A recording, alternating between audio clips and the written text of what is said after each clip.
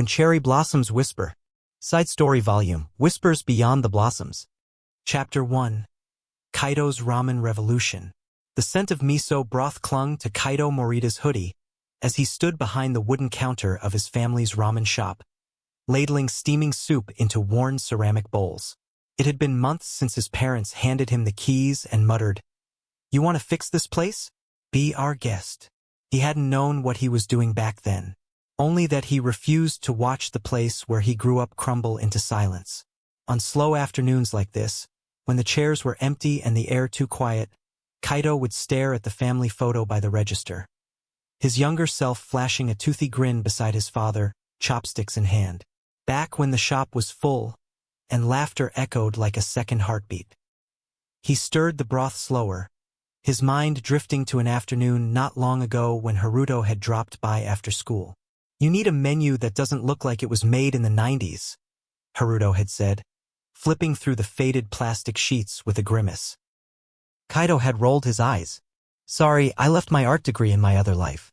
Haruto had raised an eyebrow. "You have me, idiot?" And just like that, the idea had sparked Haruto sketching mouth-watering menu illustrations in his signature quiet style, every bowl drawn like a memory. Then Sakura got involved, suggesting haiku placemats for each table. Her first one had read, "Steam curls like a sigh. Warmth in every swirling bite. Home begins with soup." Kaido hadn't known poetry could make broth feel like therapy until that moment.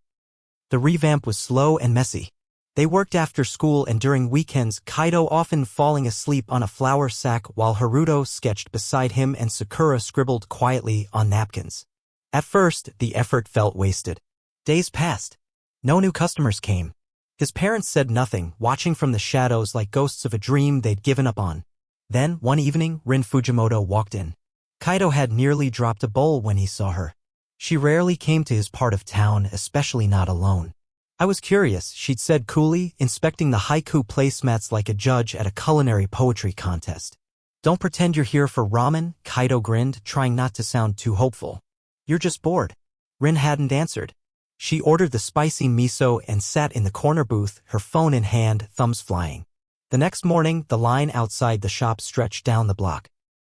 People came for the hidden ramen gem that Rin's viral blog post had called a fusion of warmth, soul, and art. Kaido had nearly cried.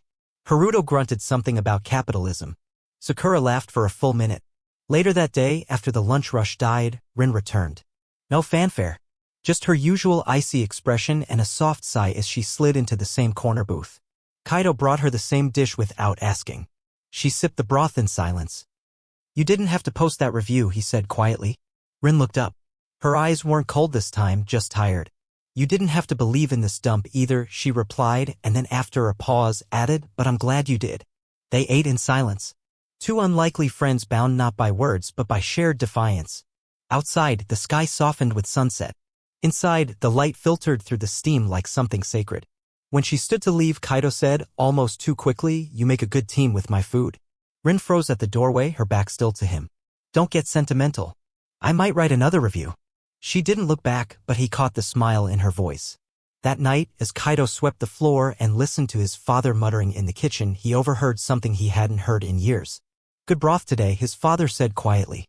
"That kid might actually save this place." Kaido grinned and wiped sweat from his brow. Later, he found Rin's second post online. It ended with a single sentence. "Sometimes the best comfort isn't the food. It's the stubborn fool who refuses to let something die." He didn't respond. Just bookmarked the page, closed his laptop, and stared out the window. Snow had begun to fall. And inside the ramen shop, reborn with sketches, poetry, and hard-earned pride, Kaido Morita finally felt like he was home again. Chapter 2, Rin's secret bestseller, Heart Over Perfection. It started as a joke. A stress relief after exam week, a late-night impulse. Rin Fujimoto, literary club president, perfectionist extraordinaire, secret keeper of insecurities, wrote the first chapter on a whim and posted it on an obscure online platform under the pen name Moon Ink. The title? The Ink Between Us. The story was about a stoic poet and a sarcastic artist who pretended to hate each other while leaving anonymous notes on the backs of library chairs. She never meant for it to go viral. But 3 weeks later, the story had 15,000 bookmarks, a trending hashtag, and fan art exploding across social media. Rin nearly threw up when she saw one sketch, a tall, lean boy with messy dark hair and tired eyes pinning a haiku to a girl's locker, his eyes lingering longer than necessary. He looked exactly like Haruto. And the girl, with her shoulder-length hair and barely hidden softness? Unmistakably Sakura Aizawa. She stared at the screen, heartbeat wild. No one knows, she whispered to herself over and over. But someone did. Sakura cornered her in the hallway between classes. A printout of the fanfic clutched in her hand. I knew it was you, Sakura said, voice low, eyes unreadable. Only you would rhyme melancholy with matcha latte. Rin flushed. It was supposed to be anonymous. Sakura leaned in, a small smirk forming. You wrote Haruto as the poet. And you, Rin retorted, were definitely the muse. A silence stretched between them, filled with unsaid truths. Then, to Rin's complete shock, Sakura smiled, not teasing, not judgmental. Just soft. You captured him. And me. And all the things I'm too scared to say out loud. Rin turned away, suddenly embarrassed. It's fiction. No, Sakura whispered. It's honesty dressed as fiction. They stood there for a long moment until the bell rang and broke whatever fragile thing had hovered between them. After school, Rin found herself walking alone through the park. It was the same place she used to go when her mother's criticisms got too loud or when the pressure of always being the best made her chest feel too tight. She sat on the old wooden bench and scrolled through the latest comments on her story. So many readers talked about how the fictional Sakura had changed their lives, how her quiet strength and vulnerability reminded them of themselves. She hadn't written the story to be brave, but somehow it had made others brave for her. A ping interrupted her thoughts, an incoming message. From Cherry Ink. Message, if this is who I think it is. I'd love to co-write the next chapter. Rin stared at the screen. Then, slowly, a smile tugged at her lips. The next day, she met Sakura behind the library, their notebooks in hand. They didn't talk much at first, just exchanged pages, red pens, stolen glances. At one point, Sakura leaned over, reading a line Rin had just written. I hated how much I needed her smile. I hated that it was the only thing that made the world feel sharp again. Sakura didn't say anything. But she didn't move away either. Later, as they walked home in silence, Sakura suddenly asked, why didn't you ever tell me you wanted to write professionally? Rin hesitated. Because I was afraid I'd be average. And being average is worse than failing. Sakura's reply was immediate, gentle. You were never average to me. That night, Rin submitted the manuscript to a small publishing contest Sakura had found. She almost didn't hit send. Her finger hovered over the button like a diver on a cliff. Then she pressed it. 1 month later, the email came. Winner. Contract. National release. Rin Fujimoto, under Moon Inc., was officially a published author. At the book launch, she gave a short, trembling speech. She thanked her editor, her readers, the fans. But when she opened the book to the dedication page, everyone went silent. To the rival who taught me that heart matters more than perfection. And to the muse who let me be flawed and still stayed. Sakura was standing in the back, arms crossed. But there was something in her eyes, warmth, maybe even pride. After the signing, Sakura approached, slipping a folded paper into Rin's palm. Later, alone, Rin opened it. It was a poem, handwritten in soft brush strokes. When words fail my lips, yours carried the weight of both. Now I whisper too. Rin pressed the paper to her heart, breathing in the ink, the meaning, the echo. She didn't reply, but the next day, at her desk, she opened a blank page and titled the sequel, The Ink That Bloomed. Chapter 3, Yui's Unlocked Heart, the letter she never sent. The old student council room hadn't changed much. Same dusty trophies lined the shelves, same flickering overhead lights. Even the faint scent of old chalk and over-brewed coffee lingered, like time had stalled between the cluttered desks. Yui Nakamura stood alone at the doorway, her reflection caught in the glass. Her white blouse was crisp, her skirt ironed perfectly, the image of control. But her hands were trembling. She wasn't here to plan an event, control a room, or orchestrate another flawless school festival. She was here for the reunion, for something much harder. Reckoning. She took a deep breath and stepped inside. Her heels clicked softly against the floor, echoing like the past itself. Years ago, she would have commanded attention the second she walked in. She knew how to weaponize silence, how to win people over with perfectly timed kindness and subtle pressure. But today, she wasn't Yui the president. She was Yui, the daughter of two people who hadn't looked each other in the eye since her 10th birthday. A knock on the open door pulled her back. "Still pretending to be scary?" said a familiar voice. Kaido leaned in, grinning, slightly older but no less chaotic. A misbuttoned collar, ramen stains on his sleeves. She gave him a look. "Still pretending to be civilized?" They shared a laugh, one that felt warm instead of sharp. For a moment it was just like high school again, but lighter. "You sure about this?" Kaido asked, his voice dropping. "No," Yui admitted. "But I'm tired of pretending I don't care."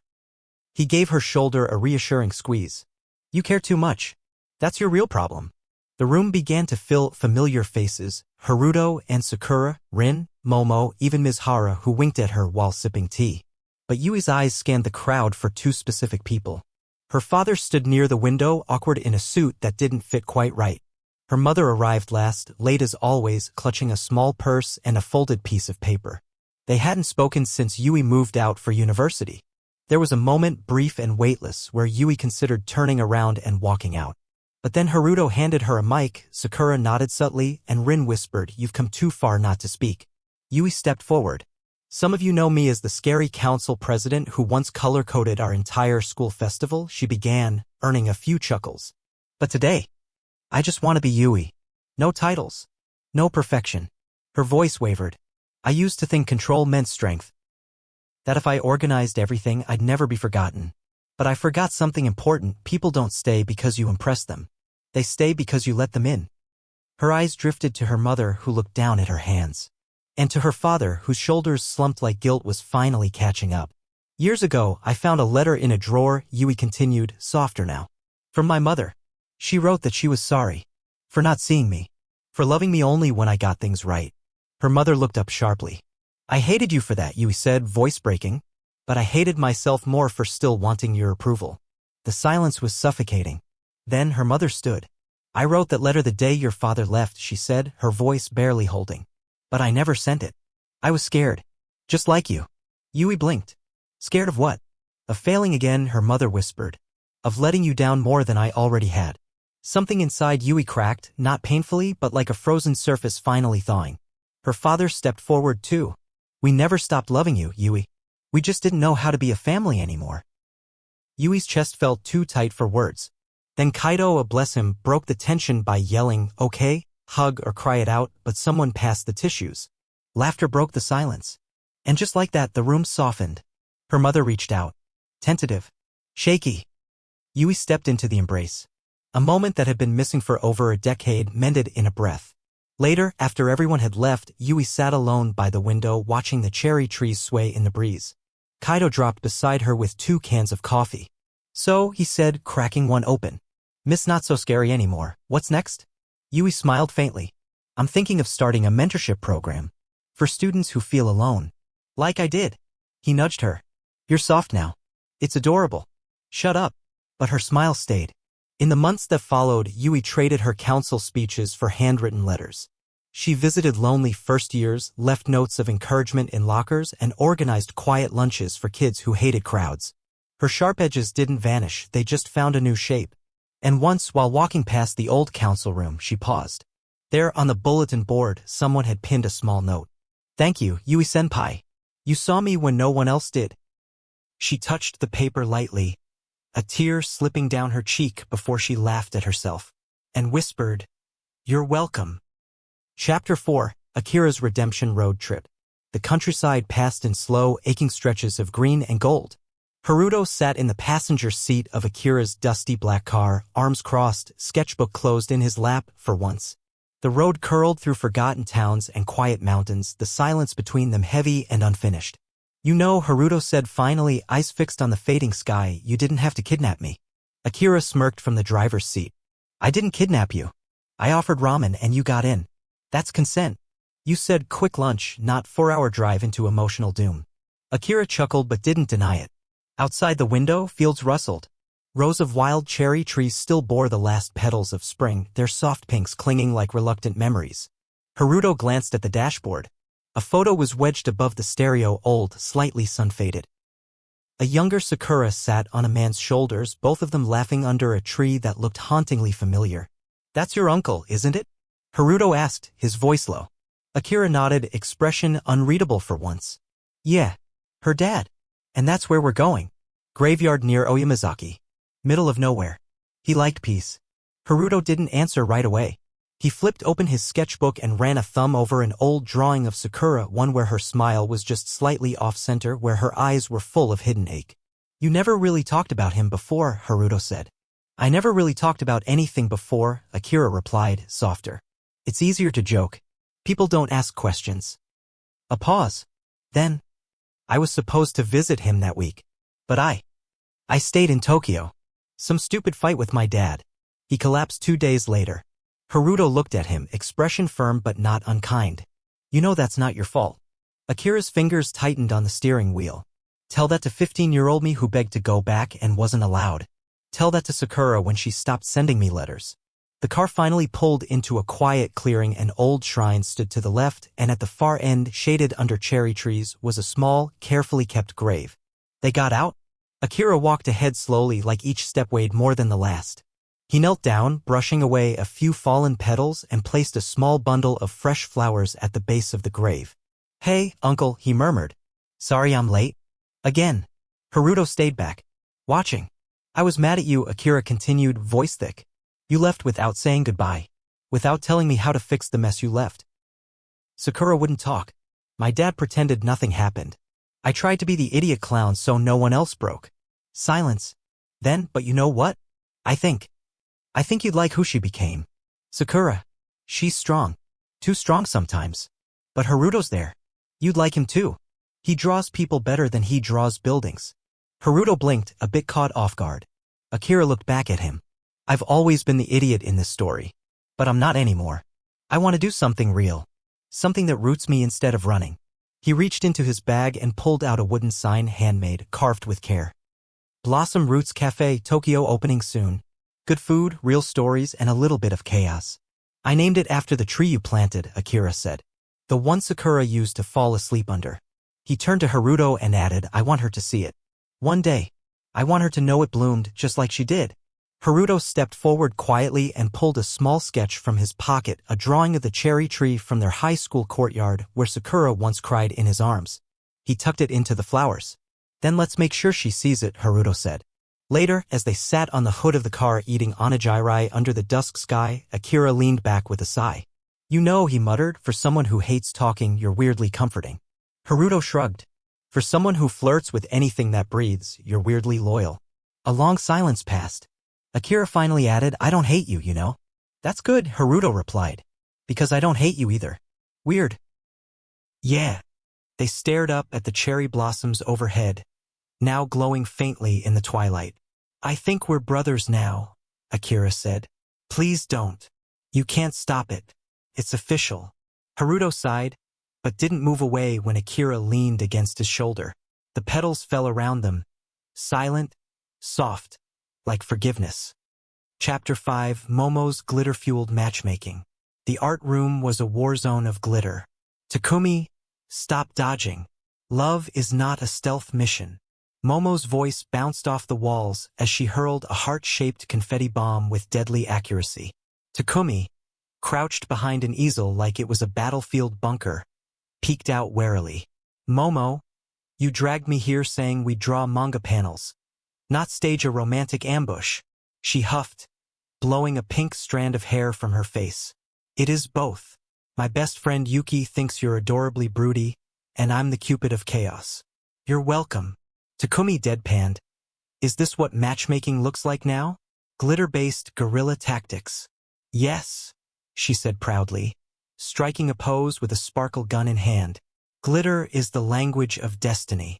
But Yuki, the shy girl in question, had already bolted halfway through the chaos, cheeks redder than a Valentine's card.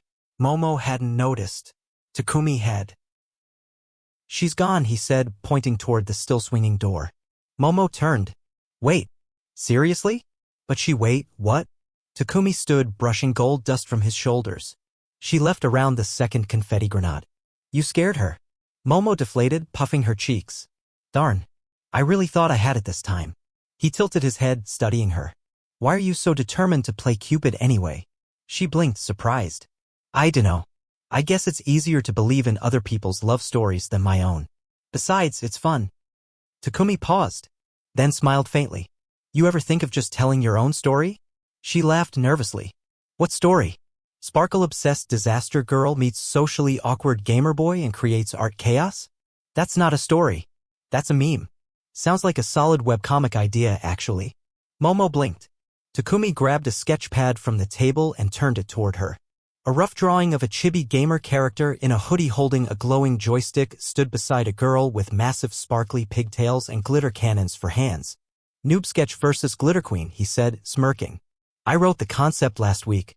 Needed someone ridiculous enough to inspire the heroine. Her eyes widened. Wait, I'm the Glitter Queen? He shrugged. You're the only person I know who could make glitter feel like an act of war and friendship. A beat. Then she laughed loud, heartfelt, the kind that warmed the air. I love it, she said, beaming.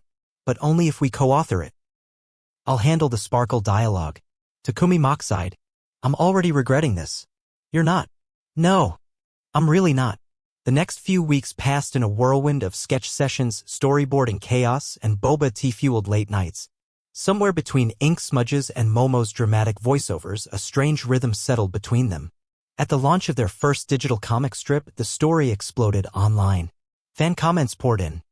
I need this chaotic duo to date. Immediately. Who gave glitter cannons emotions? This webcomic has more chemistry than my science class. Takumi scrolled through them, lips twitching in amusement. Momo leaned over his shoulder, reading with wide eyes. They ship us, she whispered, like full-on romantic ships, like battleships. He didn't look at her, just clicked, like on one of the comments. Do you? She stopped. Do I what? He glanced at her, expression unreadable, but his ears were red. Do you ship us? Momo blinked. Then she leaned in, eyes twinkling like her glitter bombs. I think we've been the ship all along. And before he could process that answer, she flicked a piece of silver glitter into his hair and added, But you're the one who gave it sails. He groaned. That doesn't even make sense. It feels like it makes sense. That's all that matters. They smiled at each other, the kind of smile that said maybe their comic wasn't fiction after all. Special Epilogue Chapter. The Cafe Gallery Opening. It began with a quiet hum, the soft scrape of chairs, the clinking of teacups, and the whisper of brushstrokes over canvas. The cafe gallery was finally open. Nestled between a row of quaint bookstores and an old clock tower, the cafe's warm glow spilled onto the cobbled street like light through cherry blossoms. Inside, it was a living memory, walls painted in soft pink hues, sketches and haiku nestled in antique frames, and the scent of miso ramen swirling with roasted coffee beans and fresh ink. A placard by the entrance read, Welcome to Whispers and Roots. Art is feeling. Poetry is memory. Food is love. Haruto stood at the far end, arranging a final painting. A sweeping mural of the original cherry blossom tree, petals caught mid-flight. Sakura walked in, her fingers stained with calligraphy ink, carrying a folded parchment. You forgot the poem. He turned, smiling. You always remember. She unfolded the haiku and pressed it into the mural's corner like a signature. Petals in still wind. Rooted hearts, yet we wander. Come home in silence. They stood side by side, the hush between them full of unspoken echoes. Then the doors opened and the storm of laughter and memories poured in. Kaido burst through first, waving a ladle like a flag. Ramen's boiling. If I don't serve in 5 minutes, my ancestors will haunt me. Rin followed, clutching a tray of handwritten menus. You made the broth too salty again, didn't you? Flavor is a journey, Rin. Embrace it. She rolled her eyes. You're lucky you're cute. Momo bounded in next, dragging Takumi by the sleeve. Did you hang up the Noob Sketch versus Glitter Queen fan art wall yet? Our shippers need validation. Takumi adjusted his glasses and deadpanned, I didn't know this cafe had a chaos corner. It does now. Even Ms. Hara arrived, her usual strict bun replaced with a loose braid. She slipped a copy of her new romance novel signed To the Girl Who Whispered Poems and Never Gave Up onto the bookshelf by the window. Look at them, Sakura whispered to Haruto as they watched everyone scatter around the cafe, laughing, teasing, building something together again. We didn't just open a shop. We opened us. He looked down at her. You're quoting your own poem, aren't you? She grinned. You painted it on the menu board. Outside, guests started to line up. Yui was directing traffic in her usual elegant chaos, holding 3 clipboards at once and arguing with a very confused delivery driver. Akira lounged by the counter, charming customers with free samples and questionable flotation. Try the lavender mochi, he said to a blushing customer. And if you don't like it, you can trade it for my number. Haruto groaned. We really should have hired a bouncer. You love it, Sakura teased. He said nothing, but his hand brushed hers beneath the counter, fingers lingering warm. And then, Sakura stepped onto the small wooden stage at the heart of the cafe, tapping the mic. I wrote something, she said. For today. For us. The cafe fell quiet, the world outside fading into the soft glow of paper lanterns and low music.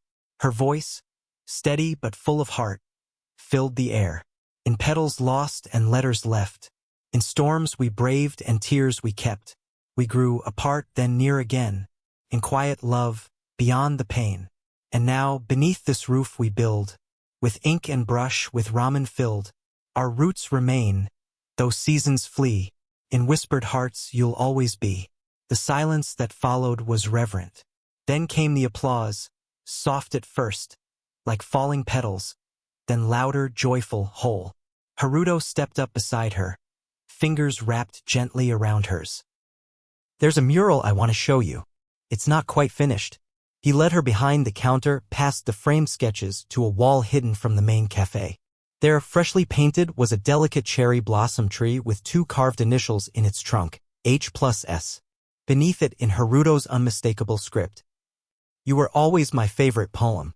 Sakura blinked away tears. You said that once. I meant it forever. Special epilogue chapter.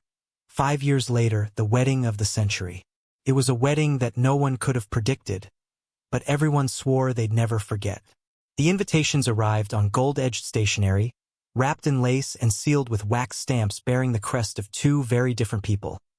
Yui Nakamura, the once untouchable queen of order, and Kaito Morita, chaotic ramen prince of the people. The location, an open garden beneath the original cherry blossom tree, now taller, fuller, its petals tumbling gently like blessings from the sky. The theme? Organized chaos. Yui's words, not the wedding planners.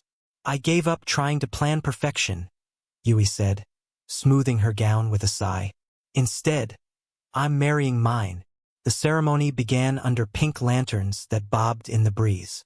Haruto stood near the front with his sketchpad tucked beneath his arm, while Sakura adjusted her silk scarf, ready to recite the vows she had been asked to write. Kaito looked impossibly nervous, fidgeting in his navy tuxedo with a tie that wasn't quite knotted right. Haruto stepped forward and fixed it in silence. Thanks, Kaito muttered. Still can't tie one. Rin always used to. He stopped, looking up. She's here, Haruto said.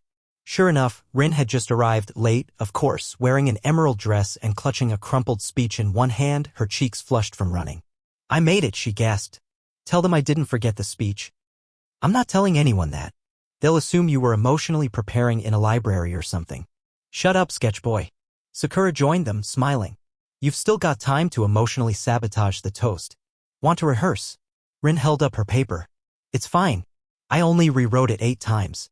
The ceremony was every kind of beautiful and every kind of mess. Kaito dropped the ring. Yui tripped on her own dress, caught expertly by Takumi, who whispered 10 points for drama. And when it was time for vows, Yui pulled a glittery notebook from her bouquet and read. You're loud, messy, and allergic to planning. I'm cold, bossy, and allergic to letting go. But you make me laugh when I want to cry. And I remind you that even ramen needs rules. We balance each other, like chaos and control. Like you and me. Kaito cleared his throat and pulled out his notes, which turned out to be a menu. I had the real vows written, but I panicked. So I brought this instead. He flipped it open. Today's special, marrying the only girl who ever told me I was worth more than second chances. The crowd sniffled. Yui's father cried openly. Akira took a selfie of himself tearing up. Then came Rin's speech. She stepped forward, heels wobbling, hands shaking. I was going to say something classy and poetic. She glanced toward Kaito, her voice catching. But the truth is, I'm just glad you never gave up. Not on ramen. Not on yourself. Not on any of us. The wind lifted her hair as she whispered almost too quietly. You were my first taste of believing in someone. And I think I'll always be grateful I got to see you become someone who believes in himself. There was a silence that settled over the crowd like snowfall. Sakura reached over and gently squeezed Rin's hand, whispering that was perfect. As the evening unfolded, the petals danced through the sky like confetti. The group drifted toward the reception where lanterns glowed, music played, and a photo wall of high school memories waited. Haruto set up an easel and began sketching the scene. Yui and Kaido laughing mid-dance, Momo trying to teach Takumi how to twirl, Rin sitting beneath the cherry blossom tree quietly watching the stars. Sakura leaned over his shoulder. Drawing the moment? I want to remember how they all look when they're happy. She kissed his temple. You don't need to draw that. It's in you. Later that night, the cherry blossom lanterns lit up the garden like a dream. The group stood in a circle, each holding a small candle. Remember when everything felt impossible? Sakura whispered. Haruto nodded. Now we're here. Yui stepped forward, raising her glass. To messy beginnings and imperfect endings and all the beautiful in-betweens. Everyone toasted. And beneath that timeless tree, the petals still fell like old promises and new ones. Final epilogue, letters to the future. It was a quiet afternoon. The cafe gallery was closed for the day, sunlight slanting through the windows, painting the polished floor with dappled light. The cherry tree outside had shed most of its blossoms, but not all. Sakura sat cross-legged on the wooden floor, a small tin box between her knees. Haruto knelt beside her, his hand resting just behind hers, not touching, but close enough to feel the heat. In that tin box were 2 letters, each sealed with faded wax, written years ago on a night when the future felt like a distant maybe. They were labeled. To our future children. From the ones who once whispered under blossoms. Sakura smiled as she read her own handwriting on the envelope, tracing the ridges of the wax with a fingertip. We said we'd bury these when the sapling grew tall enough to shelter a child, she whispered. Haruto nodded. It's ready now. And so are we. They stood up together, stepping out into the garden. The cherry sapling they planted years ago had grown sturdy and proud, its trunk strong, branches wide. A quiet breeze rustled its leaves. It was the child of the original tree that had once shaded their high school, their fights, their confessions, and now this. Haruto crouched and dug into the soft soil while Sakura held the box. Before they covered it, they opened the letters just once more. Haruto's letter read silently, but Sakura's eyes moved as if she could hear him. To whoever you become, I don't know if you'll be quiet like me or stormy like her, but I hope you find something that makes your heart beat faster. Art, music, someone's laughter. And when you find it, chase it. Even if it scares you. I spent half my life running from emotions I couldn't draw. Then I met your mother. She taught me that sometimes the messiest strokes make the clearest picture. Find your mess. Let it bloom. Sakura's letter she read aloud, voice soft, eyes glistening. You might hear stories about how we met. How I was the perfect girl who hid her feelings and he was the boy who only spoke through sketches. But what you won't hear is how often we failed. How scared we were. And how love didn't come in a rush, it bloomed in silence, in held hands, in poems I wrote just for him and never showed anyone else. My wish for you? Don't chase perfection. Chase what makes you tremble. Because imperfect moments are the ones that last. They folded the letters and sealed the box again. Haruto placed it into the ground with care, and Sakura covered it with dirt. Together, they pressed a stone marker above it, a single engraved word. Legacy.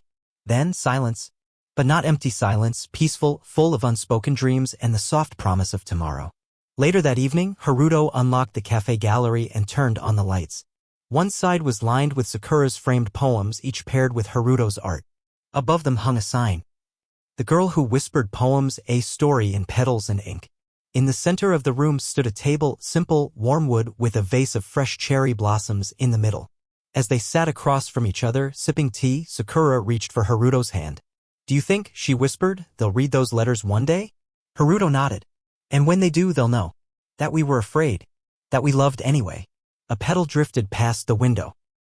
The breeze carried it away, and for a moment, it looked like a poem floating toward the sky. Sakura leaned into Haruto's shoulder. You were always my favorite poem. And under the blossoms that had seen 1,000 springs, their story, softly, quietly, continued. Bonus character-centric mini-stories. 1. Ms. Hara's secret romance novel. In the quiet of her apartment, Ms. Fuyumi Hara sat by the window, sipping black tea. Her stern reputation as the school's toughest literature teacher had always concealed a second life one few would have guessed. She opened her laptop, the screen glowing with a new email. Congratulations! Your novel has reached 100,000 copies in sales. The pen name at the top of the screen read, Yumi Izaki, a gentle pseudonym blending her mother's name and her first love's hometown. Her best-selling novel, Under Plum Rain, followed a quiet, emotionally repressed poet and a blunt, impulsive artist who fell in love despite a history of grief and unspoken pain. It was unmistakably based on Sakura and Haruto. Flashback scenes flooded her, Sakura staying late to write poems, Haruto sketching alone in the art room the moment they stood under the cherry tree, not saying anything but everything written in their eyes. I watched a love story bloom in real time, she whispered to herself. And maybe I wanted to preserve it forever. She tucked a signed copy of the novel into an envelope addressed to Sakura with a note. To my greatest muse, thank you for reminding me that even the quietest stories can echo forever. 2. Takumi's gaming triumph. In the dark glow of a neon-lit arena, Takumi Hayashi adjusted his headset, his heart pounding louder than the roar of the crowd. His team, a Noob Sketch, was on the verge of winning the International Esports Championship. As the countdown ticked, he recalled the day he'd given up on love, only to find unexpected friendship in Momo's glitter-fueled chaos. And now, that same wild energy was screaming beside him from the sidelines, pom-poms and all. The final match ended with Takumi's team victorious. Confetti exploded. Cameras flashed. But in his mind, he saw the quiet girl with the poetry cafe. He remembered Haruto's sketchpad and Sakura's trembling voice reading her first poem aloud. Later that night, during the interview, Takumi smiled awkwardly and said, I'd like to donate my winnings to help fund a small cafe in Japan that blends art and poetry. It's a place that once gave me peace when I had none. Reporters were baffled. But Takumi didn't care. He messaged Haruto with a simple text. Tell her the nerd she used to tutor just sponsored her dreams. 3. Haruto's International Art Exhibit. In a Parisian gallery under warm lights and the soft murmur of French chatter, Haruto Soma stood alone, fingers trembling as critics viewed his sketches, each one a tribute to memories he couldn't speak. The exhibit's title, The Girl Who Whispered Poems. Each piece was a visual echo of Sakura's poems. One canvas captured a windswept train platform. Another, the scarf she once gifted him, fluttering in painted wind. He had tried to remain composed. But when the gallery doors opened again and Sakura stepped in, hair swept up and eyes wide with tears, he forgot everything. She didn't speak. Neither did he. Instead, she walked to the largest canvas, a stormy sky above a single cherry blossom. Below, in Haruto's handwriting. For the words I never said aloud and the one who heard them anyway. Sakura turned to him. You turned my whispers into a masterpiece. And without caring who watched, she kissed him. 4. Sakura's father's final poem. It was late at night when Sakura, cleaning out an old storage box in the cafe, found a worn leather notebook tucked into a folder marked Spring 20XX, unfinished. Her breath caught as she opened it. The handwriting was unmistakably her father's. There were scattered haikus, letters to her as a child, and then on the last page, written in ink that had smudged slightly from tears or time. To my Sakura. Bloom fearless even after I'm gone. You are my season. She clutched the page to her chest and wept finally, not out of grief but gratitude. Later that week, she framed the poem and hung it on the cafe wall just beneath Haruto's mural of the cherry tree. When customers asked about it, she would simply say, that poem is the root of everything here. Each of these quiet stories of courage, closure, and creativity wove together the legacy of the original Whispers. Nizhara's romance novels now sat next to Sakura's poetry books in local bookstores. Takumi's sports journey became the first story in their new graphic novel Cafe Corner. Haruto and Sakura? Their love remained soft, steady, and full of silent depth. And beneath the cherry sapling outside the cafe, 2 sealed letters lay sleeping, waiting for a new generation to one day read the whispers of love that once echoed through a school, a cafe, and 1,000 petals. Thanks for watching our video. If you find this video interesting, then please subscribe our YouTube channel. If you're watching this video from TikTok, Facebook, or Instagram, then follow our page for more contents like this.